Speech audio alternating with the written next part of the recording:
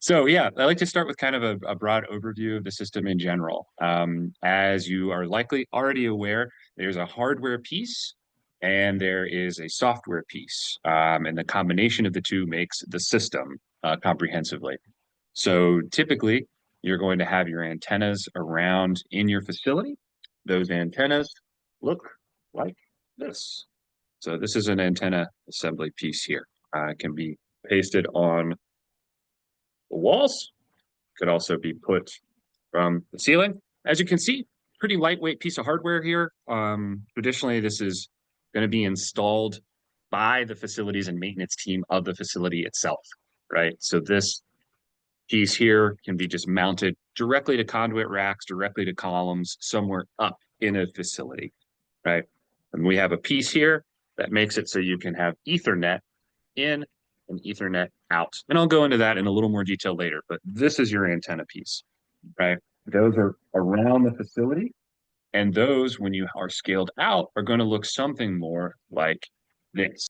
All right. So this is one of our facilities in Chicago. And you can see in practicality, the way this is laid out is traditionally you're going to have an antenna, right? You can actually see those on the map here, right? And those kind of correspond to typically like up in the rafters, right? I just kind of like to kind of make sense of this as a mental image, right? So you have these materials are going to be up in the tops of a facility, and typically this distance about 75 feet or so if it's wide open. That can get a little less if it's closed off, and a little bit more if you're outside or have big open areas. At the end of the day, it is a system built off of signal. So the signal has to get to those antennas. So you can't have them super, super far apart.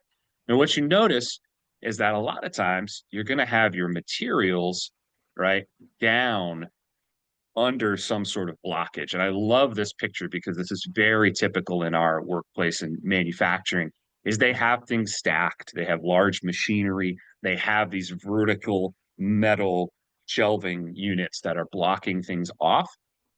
We still have to read in and around those sorts of obstacles. So we like the antennas to be high, right? And we don't require there be sight lines to every tag. It's just not feasible to require that in these spaces, right? So antennas in the ceiling. That's kind of our first step here. Then we have tags. Tags are typically going to go on the things you want tracked. Commonly, if you were a customer, you would already know exactly what you wanted tracked, and we would be talking about the specificities of that. But in a general sense, these are typically going to go on work orders or materials, equipment, testing equipment that goes in to help make the work order, right? So it's either on the work order itself as it moves through, or hey, I need stamping die number 477 to make product X. Where is stamping die 477? Oh, you would put a tag on stamping die 477. So it's not on product X, right? It's on the tooling or the die in that equation. So the tags are going to go on the things you want tracked. Very simple. You can see in scale, you end up having a lot of these in a given facility. This is a facility in Chicago that has up to, I think they're at like 5,000, something like that. Our largest site is over that, maybe even double that or triple that at this point. One in Kansas is quite large.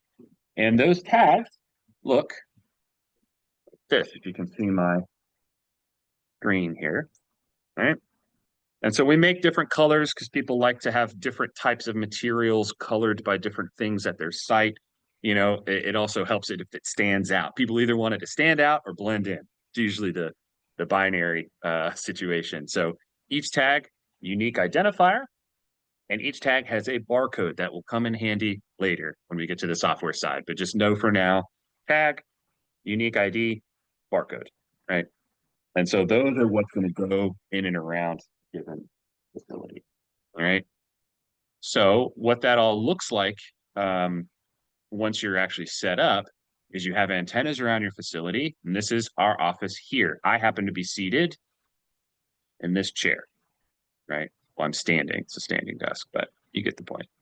So I'm right here, about right in this area.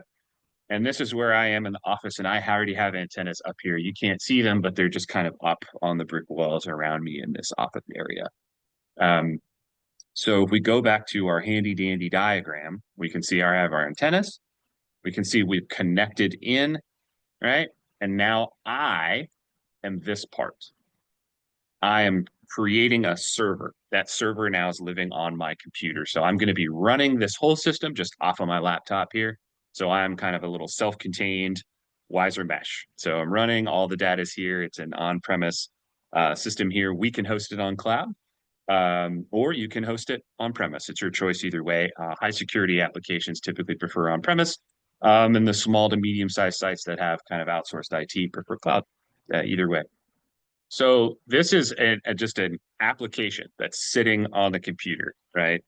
So we're going to put this, a lot of times clients are going to put this on their own VM and run it kind of on their own VM, talking over their own VLAN internal to their company's intranet. So with the antennas are up, we've got tags. I got two sitting here with me. And at this point, right, you're at the point where you can start getting tags going. I'm going to tangent a little bit before we see dots pop up on the map, because I like to explain the overall process of a WISER system, right? If you were to purchase this, well, how would that process look? There's three main phases of it. The first phase is actually a site walk. We don't call it a site survey because it's, to be honest, there's not much to survey. We're just kind of walking around and going, okay, an antenna on that corner, an antenna on that corner, that column, that corner, that corner. Because the antennas are omnidirectional, don't need to be aimed.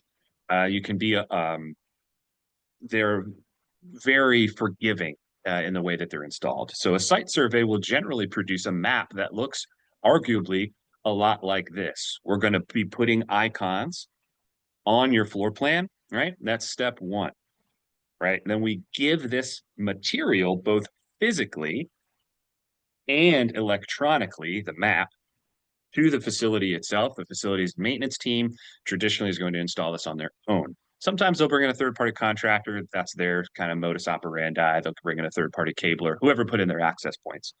They're going to physically install the system. That's step two.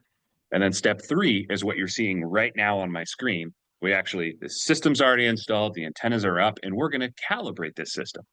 And I like to show this during a demonstration because it's the same for these 6 antennas in the office that it would be for 600 antennas if you're in a giant aviation site overseas. It's the same sort of thing that's going to happen. Now, it cuts down the installation time significantly for step 1 and step 3 because the antennas are all omnidirectional and can share their information. So step 1 can be quick.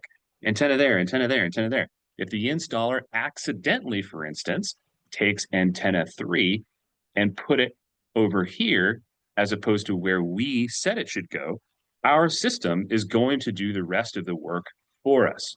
And so what you're looking at is all of the other antennas indicating the position of that moved antenna. And so it's fine. The installer puts it 10 feet one way, 20 feet the other way. It's fine. System still works. And so we're going to go through and do this process around the whole facility. Now it's going to take me 2 seconds to do it here because it's the small office and I've done it 1,000 times. But that's usually going to take 2 to 3 days in a real site, depending on the size. It can be anywhere from 1 to 4 days, really, but 2 to 3 on average. And that's a lot different than 2 to 3 months or 6 to 12 months. Traditionally, we are going to be physically doing this on site. Part of that is due to the fact that this is traditionally put on premise. The software is put on premise because we're in high security applications in aerospace and defense industries. So we don't have access to this unless they screen share. It becomes very difficult to do this remotely in that way. But really, the main reason is we actually like to be on site to verify that what the software is saying is actually true, right? This isn't always 100% correct. I consider it 90, 95% correct, right? The software might tell me that antenna 3 is on that wall, but as I'm looking, I'm like, oh, no, it is actually over here. And then I make those adjustments as an installer. Yeah. So that's traditionally 2 or 3 days on site. So there's WISER will be on site for step one, right? So survey the site, really kind of walk around. It's like a day, half a day. Then we'll remotely support the installation as they call or have questions about putting the antennas up. And then number three, we come back on site. It's usually 2 visits for an install. Yep.